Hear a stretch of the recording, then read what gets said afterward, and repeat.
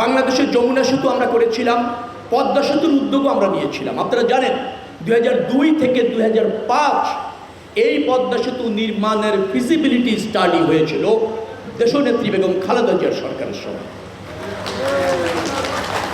এবং সেই ফিজিবিলিটি অনুসারে এই মাওয়াতেই অ্যালাইনমেন্ট নির্দিষ্ট করেছিলেন বেগম খালেদা জিয়া। অ্যালাইনমেন্টটা নির্দিষ্ট করেছেন, আবারও বলছি, বেগম খালেদা জিয়ার সরকার, যে এটা মাওয়া দিয়েই যাবে। স্যান্ডেলিনা সো, রূপচর্চায় আভিজাত্য।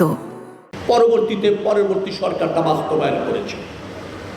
অর্থের অপচয় হয়েছে আমি যতটুকু বুঝি, দুর্নীতি হয়েছে আমি যতটুকু দেখেছি, কিন্তু পদ্মা সেতুটা হয়েছে। অর্থের ব্যয় কমানো যেত, আরো স্বচ্ছতার সাথে করা যেত, সেটাই জনগণের দাবি ছিল, করা যায়নি। যারা করতে পারেনি দায়বদ্ধতা তাদের, এবং যারা এখানে অর্থের অপচয় করেছে তাদের বিরুদ্ধে আইনি ব্যবস্থা হওয়ার দাবি রাখে।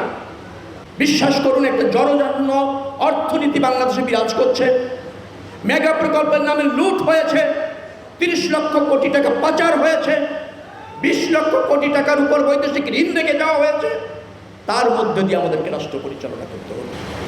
16টি মেগা প্রকল্প, অর্থ ব্যয় হয়ে গিয়েছে, কাজ হয়নি, কন্ট্রাক্টর পালিয়ে গিয়েছে, শুরু করা যাচ্ছে না।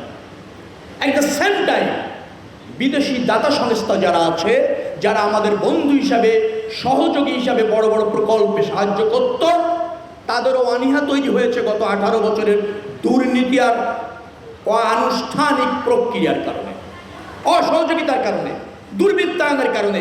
দাতা গোষ্ঠীও গত 18 বছর 17 বছর তারা বিরক্ত হয়েছে, তাদেরকেও আমাদেরকে ম্যানেজ করতে হচ্ছে। গাছ লাগিয়েছেন, দায়িত্ব শেষ হয়নি। গাছ লাগিয়েছেন, 1 বছর পর গাছ নাই, ওই লাগানোর অর্থ নাই। প্রতিমন্ত্রী দেখবেন কতগুলি গাছ লাগানো হয়েছে, আমি দেখব 1 বছর পর কতগুলি গাছ জীবিত আছে। অর্থাৎ শুধু আনুষ্ঠানিকতা দিয়ে এই সরকার কাজ করবে না। এই সরকার টেকসই উন্নয়ন চায়, জবাবদিহিমূলক শাসন চায়।